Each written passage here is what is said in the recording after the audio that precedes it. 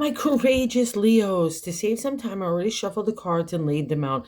I'm using a Celtic 10 card spread that allows me to look at past, present, and future influences for the week. And as always, I'll be teaching the tarot through each card so you not only receive your message, but you start to build your own intuitive relationship with the cards. Because that's what this channel is all about, using tarot for our betterment and our benefit. And your betterment comes this week of just taking a step back and starting to decipher all the stuff that has been happening to you over the last year. But it's really kind of escalated in the upheaval and the chaos or in the last few months. And I need you to get settled down because this week looks to be all about money. The way that you're getting it, the way that you're giving it out, if it's an honest balance or if it's not, if there's an inequality there, if you feel like you're giving the flow of material as well as emotional and you're not getting that back in return, or you feel like you're not being honored and respected in your authority of your intelligence and your identity and what you know to be right in the areas of money, home, relationship, the whole kit and caboodle, career, all those kinds of things. And I'll also say this, my Leo friends, if you feel like you're mothering someone continually, that someone that doesn't need to be mothered in a way like that, it's starting to harm you in the ability to have not only an emotional flow, but a material flow and the way that you're talking to yourself. It's a time for a retreat so you could get a refresh and a restart. God's got some kind of like information for you right now that I kind of need to download to you. And the only way that I could get it to you is in a stillness and a meditative state where you're open to receiving it, okay?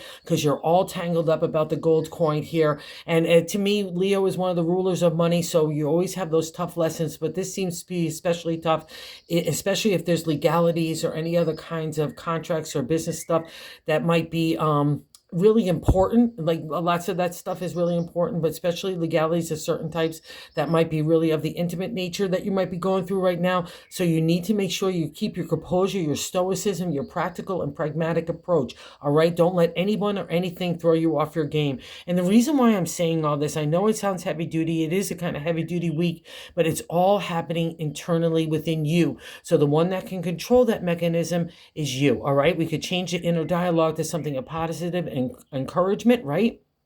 And give you a foundation to start to move forward when the time is right, okay, whatever direction that is, all right? But we need to get you steady and we need to get you in balance. And the reason why I'm saying that is the first card placement is the significated placement on the 10 card spread, right? And we've got the 6 of Pentacles. The 6 is a celebratory state, a pause state in tarot and numerology to say, good job here, Leo. Look at how much you've accomplished in the area of the material. It's money, it's career, it's home, relationship to me as well, because everything that a Leo does for money or legacy or work, it's always to build a better home and make a comfy spot for yourself as well as those that you care most about. And the 6 of Pentacles says, pat yourself on the back here. Okay, Leo, you've accomplished so much. Again, we're in the minor arcana of the pick cards to the number 10. So he's already achieved the 5. We're on our way. And the 6 of Pentacles is also the gift of money. But this is where it starts to get funky McGunky. Okay, so let's say you got money or you're the one that's kind of having the flow of money. It's the receiving and giving of money in tarot, okay, as well. And you know, because Leo's got that big heart, I would throw your emotions in there as well, too, because anywhere that money is tied, that brain is going to start to get involved in the intellect and identity, and then that big heart and spirit is going to want to have an opinion as well in this. And that's exactly what I want you to do, is to trust your opinion, your identity, your insight, your authenticity to come to clear decision making. Do not let anyone else or their gaslighting or maneuvering in a way or being like someone like a child that you have to mother and take care of when they need to be responsible for their own stuff right now. Okay, that's kind of at the forefront of this reading. And the reason why I'm saying that you're not feeling equality in that kind of flow, right, in that material sense, there's 2 reasons. In the second card, the crossing card, it's what's blocking that energy from really fully manifesting in a beautiful way. That's the 6. I really got a good balance. I can pat myself on the back and I can move forward in a really kind of a collective way. And I can feel free to give my resources and my energy away because I know it's always going to be returned to me, right? It's basic physics, right?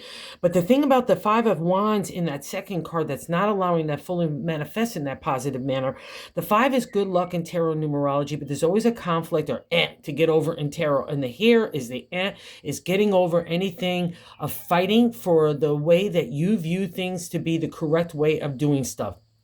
And I guarantee it's tickling that thing about the whole household finances, the way that, you might be giving out money and not receiving it. Again, emotional too, as well. And the Five of Wands is where we're competing against other people and their viewpoints, their ego, their pride. They want to do things their way. They have an opinion. It's trying to herd cats kind of thing, like where you're trying to herd everybody's outlook and perspective, to kind of take a fair, just look at that as well. And I condemn you for that. I mean, not condemn you. I can recommend, I pat you on the back for that.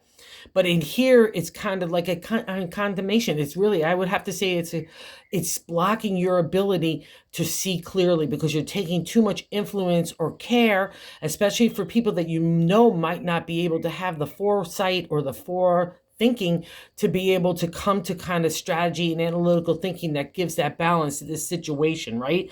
And that's the Five of Wands. You're not feeling all groovy magoovy in the companionships of your interactions with other people, because they're trying to get their way over you. And it's really difficult. And the reason why I say that is in the seventh card placement, hopping around here a little, Leo, is the seventh card placement the way that we're feeling about ourselves. So it's a direct extension of that equality in the Six of Pentacles, right? And the Nine of Swords, so we're wrapping up in the pick area of the minor arcana to the 10 in the area of our intellect. That's the domain of the swords, our intelligence, our identity, especially to the ancient tarot. It was you fighting and justifying and going through so much stuff to understand who you are and liking yourself. And now with the Nine of Swords, you're undermining that authority and respect that you hold for your own intellect. And it's the nightmare card. And the nightmare is being generated by you. And I guarantee it's from all those other people's input, or especially maybe those people closest to you where you have that emotional and resource flow going, right? It's not the best for you. That's all I'm going to say to you. So wherever that is, that nightmare cards is causing that inequality, you really got to look at it. And we get some help here to do that, all right? And the third card placement is the top of the matter in the 10 card spread, but I like to say God's direction for the week. And we have the major arcana, so we have a life lesson encountering here. Life lessons in the major arcana. There's only 22 of them out of the 78 card deck. We're having an experience that we really need to reflect on. We need to reach for higher consciousness, higher perspective as well, right? And that's the domain of the Hermit. It is like I said, the retreat, so you can refresh and restart. This is the kind of download I was talking about for God and the universe to you, because that's the Hermit's domain. He's a spiritual warrior. It also gives me an affirmation that you've been on the front lines of all this kind of stuff, of maybe trying to take care of other people, take on their responsibilities and obligations, and try to lead them in the right way. But at the end of the day, you're the one that's being thrown off balance. And at the end of the day, I know there's a part of you that feels like it's not just right, or nor that you deserve it, okay? So that's why the Hermit is coming in. Let's grab that refresh from this guy. He lights his path with that star-studded lantern to show you exactly where you need to go next, one step at a time. No rush here. I need you to get into that meditative state, because God in the universe not only has insight but gifts, but I can't get it to you if you're running around, or you're feeling overwhelmed in the narrative of your dialogue of your head, or your spirit is crushed, or that big heart is dampened. I can't get anything to you in that kind of environment. So that's why the Hermit is coming in. And also, too, I'll say this, the Hermit's special task or skill set is cutting away the BS. So if you feel like you're being gaslit, or people are not honoring your point of view, or listening to you, or fighting you, or even maybe taking your money and doing things in a way that doesn't feel groovy to you, the Hermit is here for your help, okay? It's, again, like the spiritual warrior. It's the front lines for God in the universe, and there's a reward for that karma, right? And you're about to get it. So get into that state so I can get that insight to you to help you untangle this nightmare of all that's going on. And what's making this reading really hard too for you, and it makes me almost hurt my heart, is in the fourth card position is the base of the matter. And it's probably why God in the universe has sent the three of the Hermit to you, because the Hermit's such a special guy. It's just such a specialness for you, because it's the first step in your karmic reward and getting you settled and getting to that clarity. And in the fourth card position, it's the base of the matter in the 10 card spread. But I like to say the gut feeling. And here we have the Page of Cups. Pages are a lot of youthful energy, potential, and opportunity, kind of like the aces. It's the royal suit. So we're going into a new domain here in the heart. The cups is our love, our emotional flow, our psychic ability, intuition, dreamscape. It's all about love, love, love. And the thing about the page, it's self-love. And because it's in your gut feeling and with all these other kind of dynamics going on in the reading, I would say you're not giving yourself enough of it. You're feeling more defensive, be feeling more like on guard, like I have to watch out for the next thing or the next shoe to drop because you have your responsibilities plus other people's. And the thing is that you're not nurturing yourself. Okay, you're not talking to yourself in that lovely, positive way that a Leo could do for other people, but you need to do it for yourself. And I know that because I see that Nine of Swords and that self-feeling of the direct extension of the Six of Pentacles. So even if there was money coming in, you're not even enjoying it because other people are trying to pull on it and maybe in ways that don't make you feel safe and secure, right? And that's the Page of Cups. I need you to get that emotional flow going for yourself. All right. That's part of the healing energy of this whole reading here. So it's going to be about you first. And the first starts with you loving yourself because that's going to build that fire of self-esteem. And then all of a sudden we're stoking that bonfire of self-confidence. And that's the domain of Leo. You're the lion. Do not forget this. You rule courageous action, bravery, and strength. And not, I'm getting goosebumps, not in just in the outside world to that persona, but that inner mindset, that identity that you hold to know who you are, that you have fought so hard over these last couple of years to get to know yourself, your ethics, your character, your values. Do not undermine that by other people that might be lacking in those areas, okay? And I see how much of a big toll is taken on you, even in the past reflection, is that fifth card position, the Four of Pentacles, the firm foundation in the area of the material, right? Just like the Six of Pentacles, it's the domain. A lot of people just keep it to money, work, and health, maybe, and community. But I just, again, everything that a Leo does, making a dollar or whatever, is always about making a secure place for themselves and for those people that they love. But the bummer about the Four of Pentacles, you're not seeing the foundation, or maybe you're seeing it. I'll say this, okay? Let me reverse it. You are seeing it, you're feeling it, and now you're feeling like other people are shaking it up by their actions, their choices, not by yours. Again, that motherly vibe is coming through, that obligation, responsibility for other people that are throwing you off balance. And the bummer about the Four of Pentacles, too, is you close down. You're starting to, this guy has his arms closed. He's hoarding all his cash, his money. He's even, it might even be other people that might be envious of other people and their skill sets. Maybe people are envious of you. But again, at the end of the day, you're the only one that's drinking this poison because emotion or even material stuff is not flowing right now, okay? Because we're blocking it out. But now we've moved into a new space, and I love that out of this kind of shutdown, or let's just say this, believing in that firm foundation. I'm going to go with that. Believing in the firm foundation, because in the present, I see the sixth card is the King of Swords. Wow, that's a present card position. The King of Swords is awesome. He's not only of the royal suit. You don't get to this guy unless you have strong identity, strong intellect, strong insight, a fairness, and a perspective that allows you to see all people's points of view.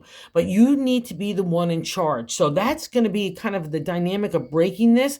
And I know you're feeling it. It's great because you could deliver, you could cut to the truth with that double-edged sword. You could even get to a scary truth with that kind of stuff, but you could balance it out with compassion and understanding and intuition and insight that allows you maybe to deliver a hard truth with a soft tongue, right? All those kinds of energies are surround the king. It's during the whole journey of our swords, again, our intellect, our intelligence, our identity, strategy, and analytical thinking, I guarantee has been applied a lot too.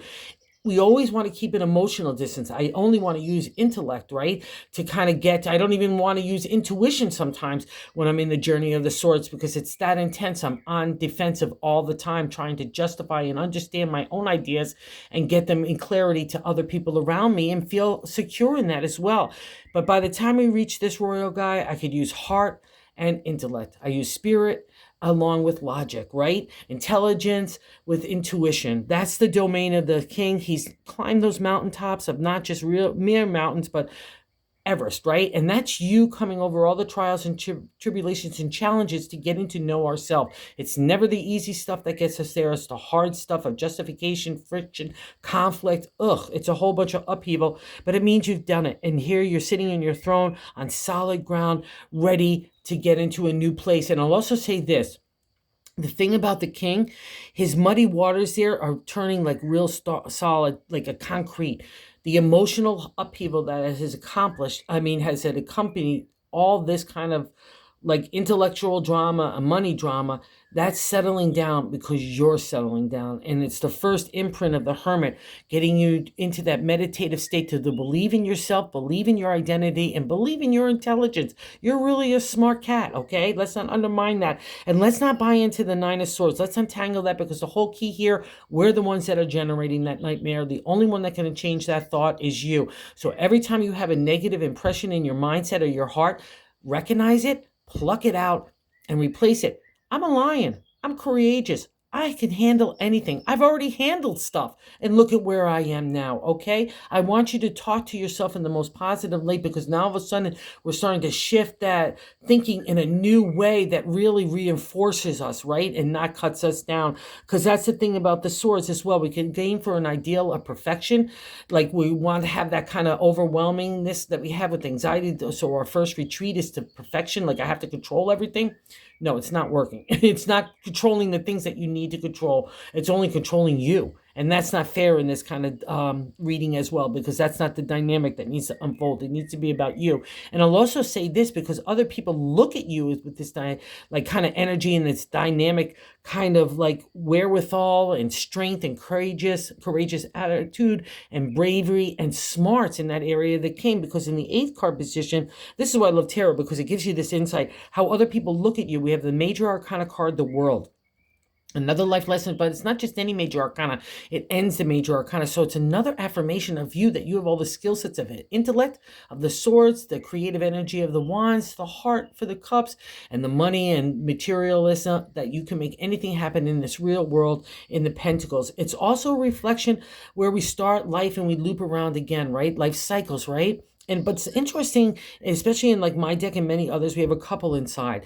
The respect that we hold for ourselves is the only thing that we're going to allow in our circle. And if you don't hold that kind of respect or authority for me in that equality way, that's going to be a problem. So you already have it. This is the way people look at you. So that lion has emerged and other people that view you, not only in bravery and courageousness and so on, but intellect, heart, spirit, creative energy, the whole kit and caboodle. That's how other people look at you. So if you have to break that stranglehold and make your authority present, right, to get the direction that you know needs to happen, especially with what you have as your money and your resources and your home and stuff like that, put your staff down and stay there, okay?